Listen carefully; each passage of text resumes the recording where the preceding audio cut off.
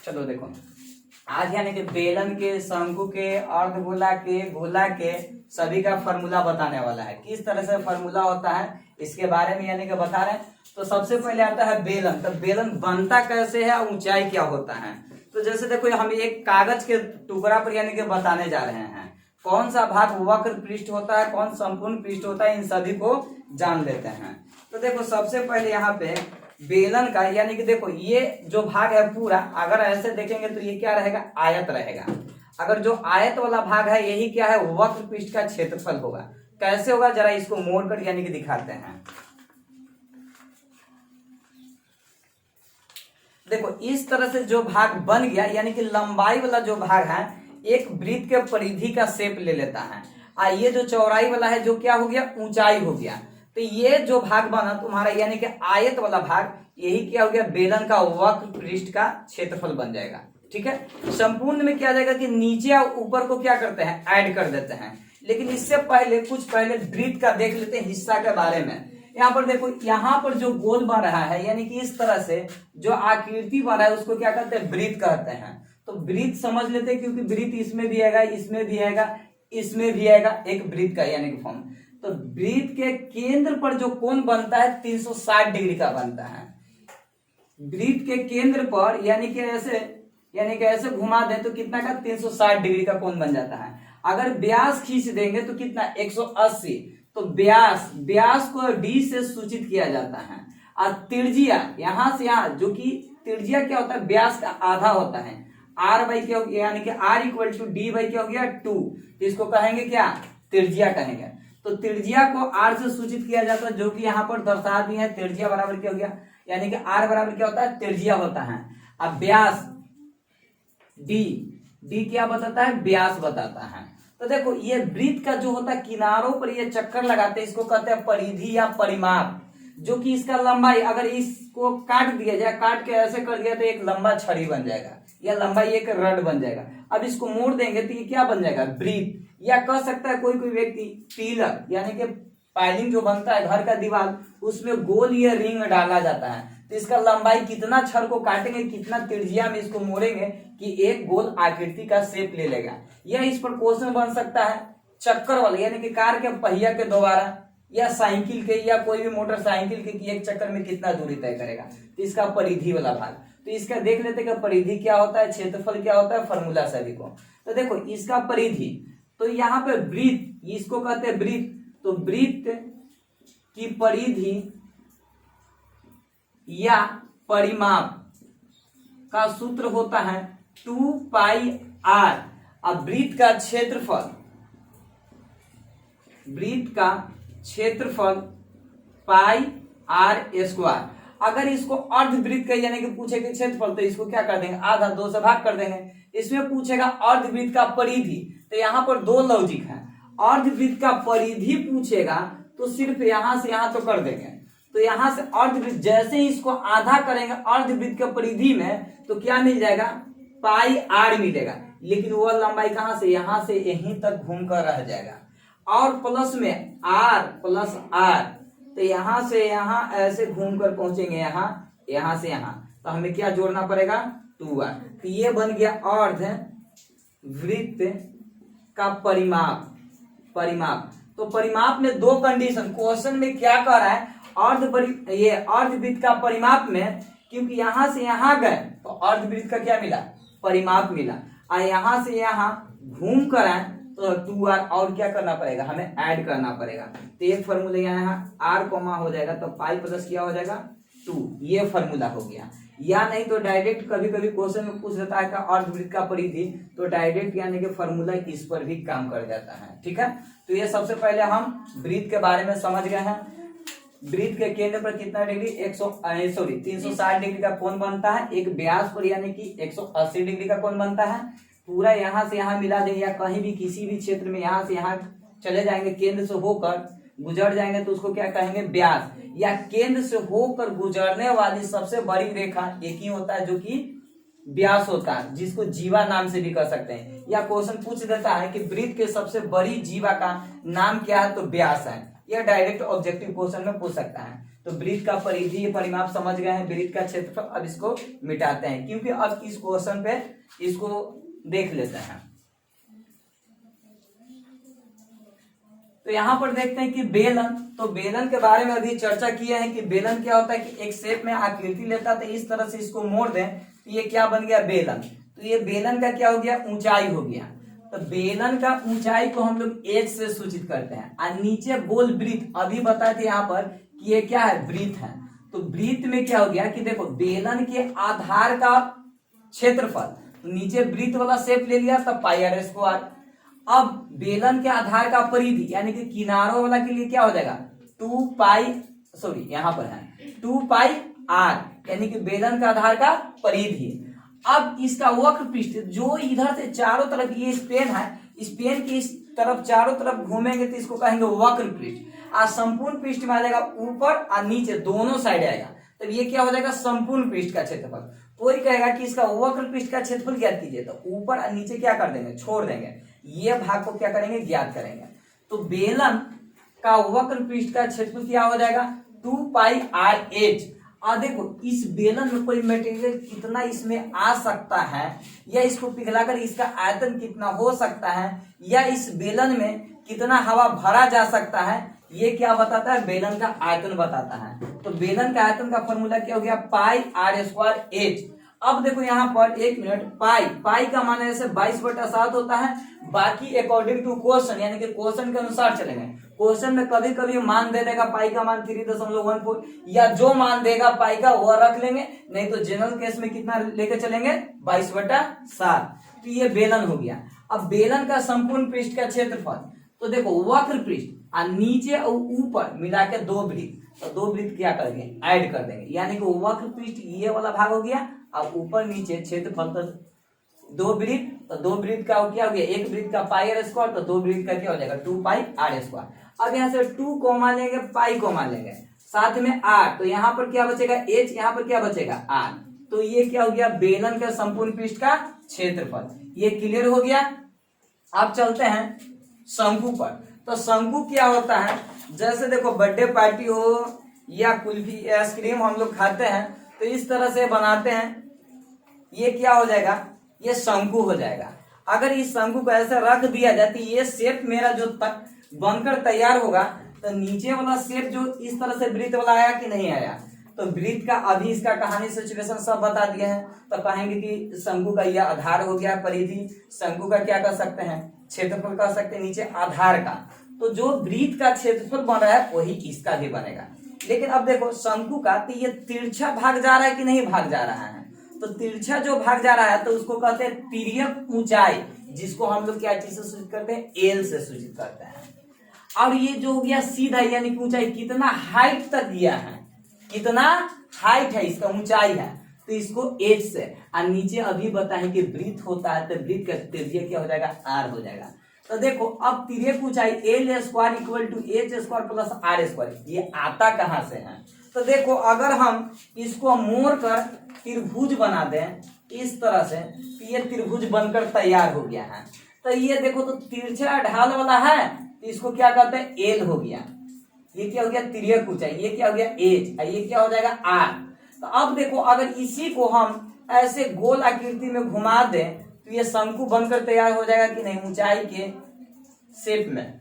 ठीक है, गांव देहात में देखे हो इसको खोप कहती है, जो कि भूसा रखने वाला जो होता है उसको कहते हैं, या बर्थडे में या होली में वैसा यानी कि टोपी पहनते हैं जो कि शंक्वाकार इस तरह से होता है। ठीक है, या आर्मी वाले लोग रहते हैं तो इस तरह से शंक्वाकार गुफा बनाकर या टेंट गिराकर रहते हैं, तो उसको कहते हैं। तो देखो यहाँ पर बता रहे थे इस तरह से शेप, इसको यहाँ पे 90 डिग्री होता है, तो इसमें भी क्या होता है 90 डिग्री। तो तुम लोग पाइथागोरस ट्रिक के माध्यम से जानते हो कि कर्ण बराबर क्या होता है, एच स्क्वायर प्लस यानी कि आधार स्क्वायर, यानी कि लंब स्क्वायर प्लस क्या होता है कि आधार का स्क्वायर। तो देखो यहाँ तिर्यक ऊंचाई में आज कर्ण काम कर रहा है, एल स्क्वायर हो गया, आइए ऊंचाई काम कर रहा है तो एच स्क्वायर हो गया, आधार नीचे आर तो आर स्क्वायर, यानी कि तिर्यक ऊंचाई। अब जिसको जरूरत है निकालने का यहाँ से एल, तो एल को क्या करेंगे, एल तो स्क्वायर हटाएंगे तो क्या चलेगा, रूट अगर मान लिया देखिए आर निकालने के लिए रहेगा तो आर को इधर ही छोड़ दो। चलो यहाँ पर दिखा देते हैं सोल्यूशन कैसे निकलता है। एल स्क्वायर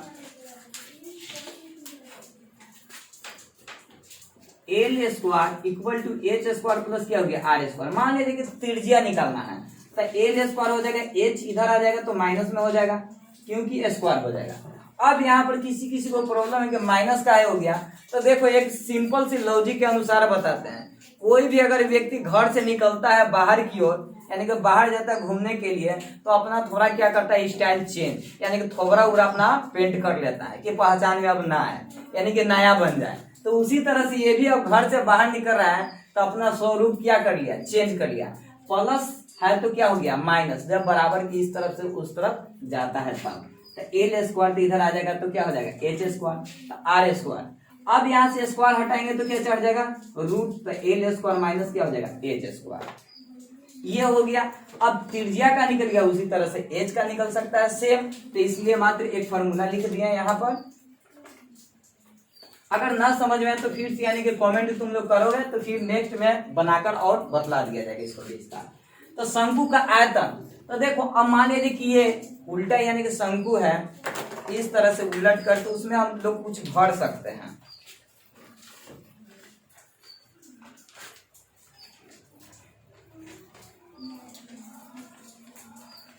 देखो जैसे कि ये शंकु बनकर तैयार हो गया, तो इसमें कितना मटेरियल आ सकता है। यह आइसक्रीम जो होता है इस तरह से होता है कुल्फी, तो इसमें कितना और भरा जा सकता है, यानी कि पूरी तरह से भर दिया जाए तो कितना इसमें क्रीम रह सकता है। ये हो गया। तो इसमें यानी कि शंकु का आयतन का फॉर्मूला क्या हो गया 1/3 पाई आर स्क्वायर एच।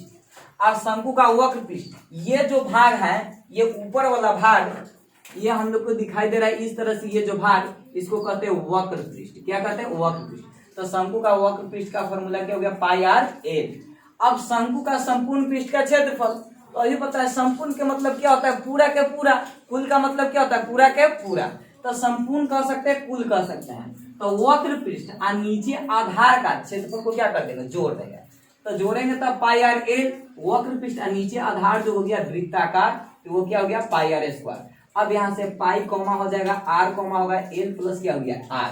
तो ये क्या बन गया शंकु का संपूर्ण पृष्ठ का क्षेत्रफल, वक्र पृष्ठ का क्षेत्रफल, ये आयतन का।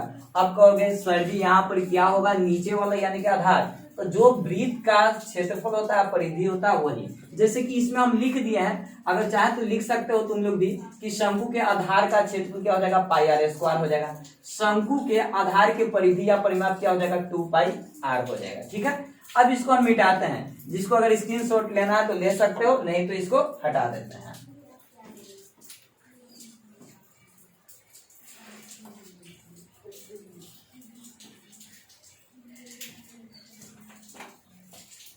चलो अब देखते हैं गोला। तो गोला क्या होता है सबको पता है, गेंद इस तरह से आकृति जो होता है यानी कि गोल आकृति में ऐसे अगर कर लें तो ये क्या बन जाएगा गेंद बन जाएगा, यानी कि गोला बन जाएगा। इस तरह से देखो इस रुमाल को इस तरह से कर दिए तो ये क्या हो गया गोल हो गया, गेंद हो गया। तो इसका आयतन यानी कि इसके में कितना मटेरियल है, कितना वजन है या कितना इसमें हवा भरा जा सकता है, इसको क्या कहते हैं आयतन कहते हैं। तो जो गोला का, तो गोला का क्या है यहाँ से यहाँ मिला देंगे तो वही काम करेगा, व्यास यहाँ से यहाँ आधा क्या हो जाएगा त्रिज्या हो जाएगा। तो गोला का आयतन केंद्र क्या हो गया ओ हो गया। तो देखो गोला में चारों तरफ से भाग क्या हो गया बराबर हो गया, यानी कि चारों तरफ से केंद्र से मापेंगे त्रिज्या तो सभी जगह क्या हो जाएगा बराबर होगा। तो देखो गोला में दो कंडीशन का फॉर्मूला पूछता है, एक गोला का आयतन एक संपूर्ण होता है। तो देखो यहाँ पर लिखते हैं गोला का आयतन, तो गोला का आयतन हो गया 4/3 पाई आर क्यू, क्योंकि इसमें एच कुछ नहीं है तो इसलिए क्या हो गया 4/3 पाई आर क्यू। अब गोला में वक्र पृष्ठ को ही कहे या संपूर्ण पृष्ठ कहे या कुल पृष्ठ कहे, सब क्या होता है इक्वल होता है। क्यों? क्योंकि गोला का तो क्या है संपूर्ण ही है, वक्र कोई वैसा है ही नहीं कि वक्र पृष्ठ हम निकाल सकते हैं, इसलिए गोला का वक्र पृष्ठ कहें या संपूर्ण पृष्ठ कहें सेम होता है। तो गोला का आयतन 4/3 पाई आर क्यू, गोला का वक्र या वक्र पृष्ठ या संपूर्ण पृष्ठ का क्षेत्रफल 4 पाई r स्क्वायर हो गया, यानी कि गोला का वक्र पृष्ठ या संपूर्ण पृष्ठ 4 पाई r स्क्वायर। अब यहाँ पर मात्र यहाँ दो ही फॉर्मूला है, ज्यादा कुछ नहीं है गोला में, लेकिन ज्यादातर क्वेश्चन पूछता है अर्धगोला से। तो अर्धगोला में सिचुएशन क्या होता है कि वक्र पृष्ठ अलग होता है, संपूर्ण पृष्ठ अलग होता है। तो जरा यहाँ पे समझ लेते हैं कि अर्धगोला क्या होता है। लेकिन यहाँ पे एक चीज और समझ लेते हैं जी, छल्ला गोला है, गेंद है, तो कोई मटेरियल का बना होगा तो अंदर में गेंद में देखो खाली रहता है और उसका कुछ मटेरियल, कुछ मोटाई वाला भाग, जैसे कि मेरा हाथ देखो, ये गोल गेंद बना दिया, ये क्या बन गया गेंद। तो गेंद है तो गोल, यानी कि अंदर में खाली था कि नहीं था। ये मेरा कुछ मोटाई वाला भाग है कि नहीं, तो इसको छल्ला कहेंगे या छिलका भी कह सकते हैं। तो ये कैसे निकलता है, तो देखो छल्ला ये छिलका, तो ये क्या हो गया गोला, यानी कि बता रहे गेंद का।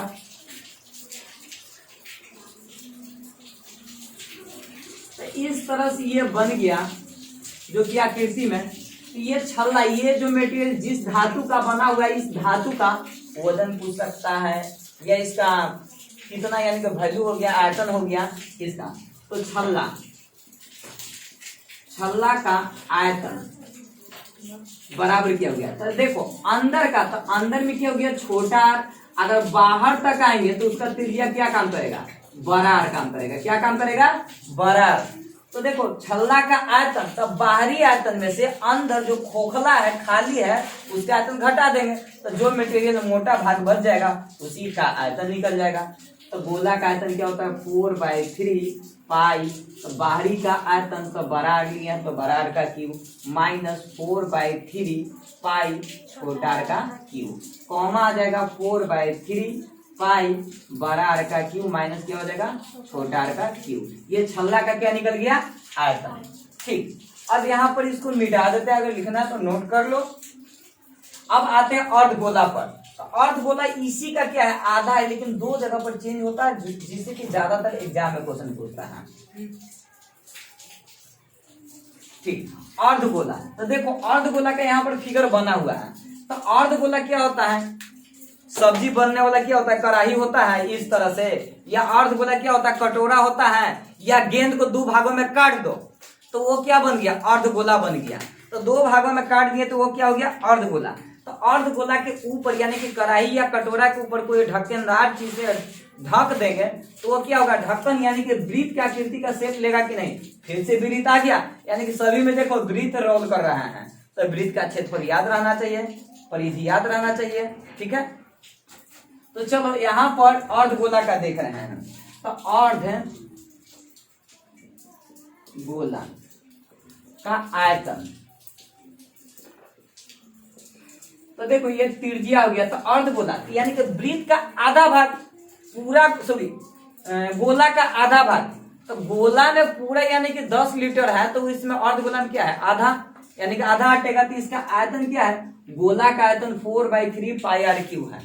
गोला का अर्ध मतलब क्या हो गया आधा। अगर जैसे देखो यहाँ पर इसको आधा करेंगे तो 2 से कट कर कितना आ जाएगा 2, तो 2/3 पाई r क्यूब। अर्धगोला का मतलब क्या हो गया आधा, तो 2/3 पाई r क्यूब, ये अर्धगोला का आयतन का फॉर्मूला निकल गया।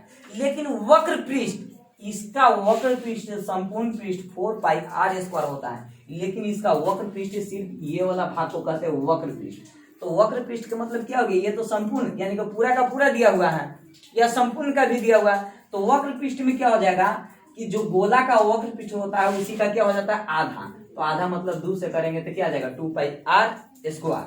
तो यहाँ पर लिखेंगे अर्ध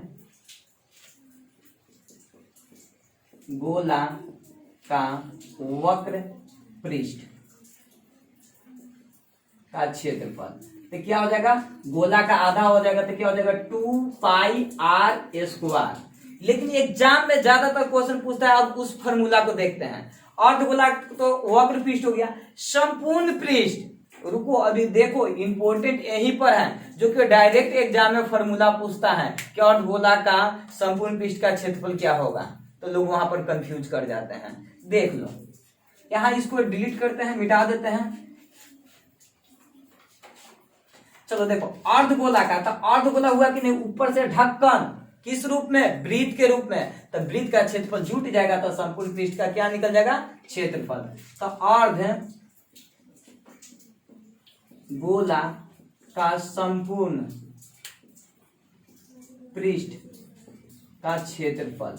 तो यहां पर क्या हो जाएगा? संपूर्ण पृष्ठ का क्षेत्रफल वक्र पृष्ठ अब प्लस क्या हो जाएगा? वृत्त का क्षेत्रफल। तो 2πr² वक्र पृष्ठ हो गया और साथ में वृत्त वाला हो जाएगा तो क्या हो जाएगा? πr²। अब इसको ऐड कर देंगे, जोड़ देंगे तो 3πr²। तो अर्ध गोला का संपूर्ण पृष्ठ का क्षेत्रफल क्या निकल गया? 3πr²। ये बहुत इंपॉर्टेंट है हर एक एग्जाम में, यानी कि इस पे ऐसा क्वेश्चन पूछते रहता है 8 में भी, 9th में भी, 10th में भी, कंपटीशन में भी। हर एक जगह पर ये फॉर्मूला जितना बताएं बहुत जरूरी है। अब समझ लेते हैं यहाँ पर घन घनाभ। घन घनाभ तो जरूरी है। यहाँ पर आयतन भी बता दिया और क्षेत्रफल भी बता दिया। तो जैसे देखो यहाँ पर एक गोला हो गया, इसको शेप हम बना सकते हैं कि नहीं? शंकु का शेप बना सकते हैं।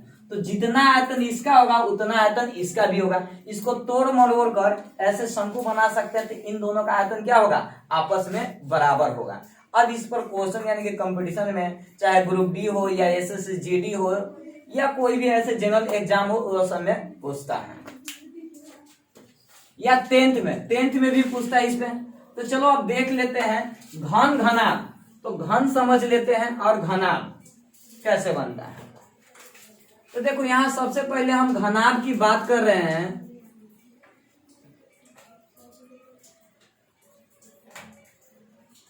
घनाभ हो गया।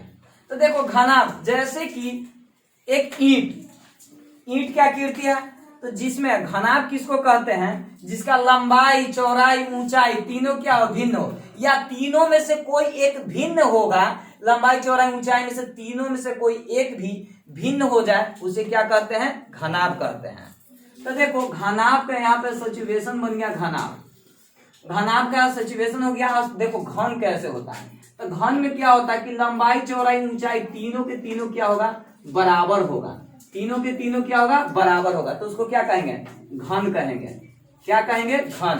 तो लंबाई, चौड़ाई, ऊंचाई तीनों बराबर हो जाएगा तो घन हो गया। और लंबाई, चौड़ाई, ऊंचाई तीनों में से कोई एक अलग हो जाता है तो वो क्या हो जाएगा? घनाभ हो जाएगा। जैसे ईंट का बात कर ले तो वो क्या होता है? घनाभ की आकृति में होता है। माचिस के डिब्बा का बात कर ले तो घनाभ की आकृति में होता है। या हम लोग लूडो खेलते हैं, जो पासा होता है एक किस रूप में होता है? घन के रूप में। कोई कह सकता है कि ये गोल आकृति में होता भी है, लेकिन होता है, लेकिन ये चरखुट वाला घन की आकृति का हम बात कर रहे हैं। ठीक है। तो इसमें ये लंबा सा सबसे दूरी यानी कि ज्यादा है तो इसको लंबाई का है तो एल से। ये चौड़ाई हो गया तो बी हो गया चौड़ाई। एच क्या हो गया? ऊंचाई। तो अब जान लेते हैं इसमें कैसे क्वेश्चन पूछता है और क्या क्या फॉर्मूला होता है। तो देखो घन और घनाभ दोनों को साथ में लेकर चलेंगे। तो घन में अगर किनारों की संख्या का बात कर लें तो देखो ये मेरे पास एक मोबाइल है, इसमें कुछ ऊंचाई तक, या चलो एक और देख लेते हैं जिसमें यानी कि इसको बना देते हैं घनाभ। तो ये देखो जिसमें मेरा यहाँ पर देख रहे हैं तो यहाँ से यहाँ तक आ गया तो ये चौड़ाई हो गया, ऊंचाई दोनों का आ गया। इधर से इधर लंबाई अलग अलग है कि नहीं है तो ये क्या हो गया? घनाभ। अगर यही भाग चारों तरफ से यानी कि सभी भुजा बराबर आता तो ये क्या हो जाता? घन होता। तो सबसे पहले यहाँ पर जान लेते हैं कि घन में कितने किनारे होते हैं। किनारे किसको कहते हैं? किनारा या भुजा एक ही चीज है। किनारा कहें या भुजा कहें। या देखो तो घन में किनारों की संख्या या भुजा की संख्या गिनती करवाते हैं। तो देखो एक यहां से हो गया, 2 3 4 5 6 7 8 9 10 11 12। तो घनाभ या घन में कितना किनारों की संख्या होता है? 12 होता है। तो यहाँ पर लिख देते हैं जो कि तुम लोग को याद रहे। घनाभ या घन में किनारों की संख्या कितना होता है? 12 होता है। घन या घना में बात करें तो कितना होता है? 12 होता है। या एक रूम के अंदर है तो रूम में किसी किसी का होता है घनाभ के आकार, सॉरी अधिकतर क्या होता है? रूम घनाभ के रूप में रहता है। कोई कोई को होगा जो कि घन के रूप में, अपवाद में कह सकते हैं, नहीं तो लंबाई चौड़ाई अलग होता है। ठीक है। तो घनाभ का यानी कि घनाभ या घन का किनारों की संख्या कितना हो गया, 12 हो गया। या यहाँ पर क्वेश्चन पूछ देता है, देखो पहले क्वेश्चन समझाते हैं उसके बाद फॉर्मूला। पूछा जाता है कि एक कमरे के अंदर या एक रूम के अंदर सबसे बड़ा लंबा छड़ या बम्बू को रखा जाएगा तो किस तरह से रखेंगे कि सबसे लंबा साइज का निकलेगा। ठीक है, तो उसके ऊपर है। तो अब यहाँ पर देखो किनारों की संख्या गिना दी है, इसमें भी गिन लेंगे तो सेम आएगा। देखो 1 2 3 4, 4 ऊपर हो गया 8, कितना हो गया, 12 हो गया। या कोनों की संख्या, तो कोनों की संख्या कितना होता है, 8 होता है। एक घर के अंदर, रूम के अंदर, जिस रूम में तुम लोग पढ़ रहे हो या उस रूम में देखो कोना होगा, जैसे एक कोना हो गया 2 3 4 5 6 7 8, यानी कि घन या घनाभ में कोनों की संख्या कितना हो जाएगा, घनाभ या घन में कोनों की संख्या बराबर कितना हो जाएगा, 8। अब देखो घन या घना में कोनों की संख्या मिल गया 8, किनारों की संख्या मिल गया 8। किनारों को कहते हैं भुजा। ठीक है, इसमें भुजा को हम लोग ए से सूचित कर देते हैं, भुजा को ए से, या एल से भी सूचित कर सकते हैं, कोई दिक्कत नहीं है, ये एक से भी मान सकते हैं, लेकिन फॉर्मूला को डिफाइन करने के लिए ए ले लिए हैं। ठीक, अब इसमें विकर्ण, घन में कहीं या घना में कहें, तो देखो घर में या रूम में एक कोने नीचे और एक कोना ऊपर, तो एक कोना से यानी कि इस कोने से इस कोने पर ले जाएंगे तो एक बनेगा विकर्ण, तिरछा इधर से डालेंगे तो 2 विकर्ण, इधर से इधर 3 हो जाएगा, इधर से इधर कितना हो जाएगा, 4 हो जाएगा। यानी कि घन या घनाभ में विकर्णों की संख्या कितना होता है, 4 होता है। घनाभ या घन में विकर्णों की संख्या, विकर्णों की संख्या 4, जिसको डायगोनल, यानी कि विकर्ण कितना हो गया, 4। अब देखते हैं फॉर्मूला।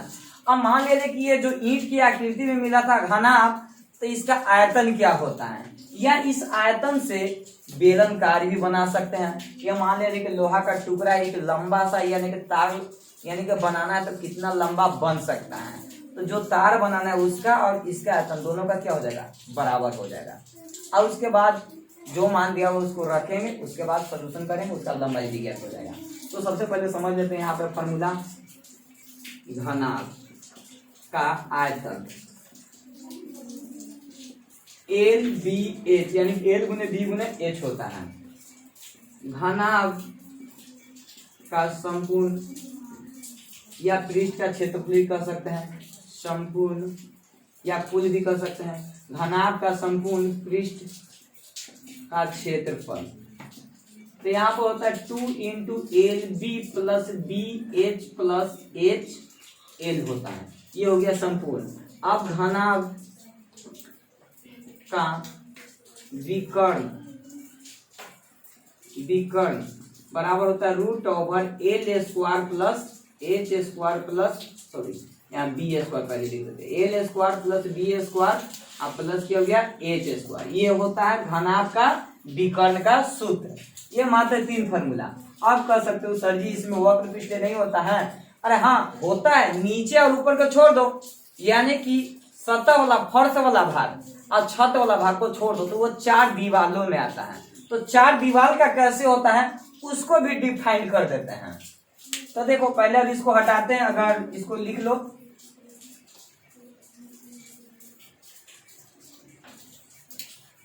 देखो 4 दीवार, तो 4 दीवार में यानी कि एक दीवार इधर से इधर से तो सेम आता है, एक आगे एक पीछे सेम आता है, ऊपर नीचे छोड़ देना तो वो चारों दीवारों का यानी कि चारों यानी कि दीवारों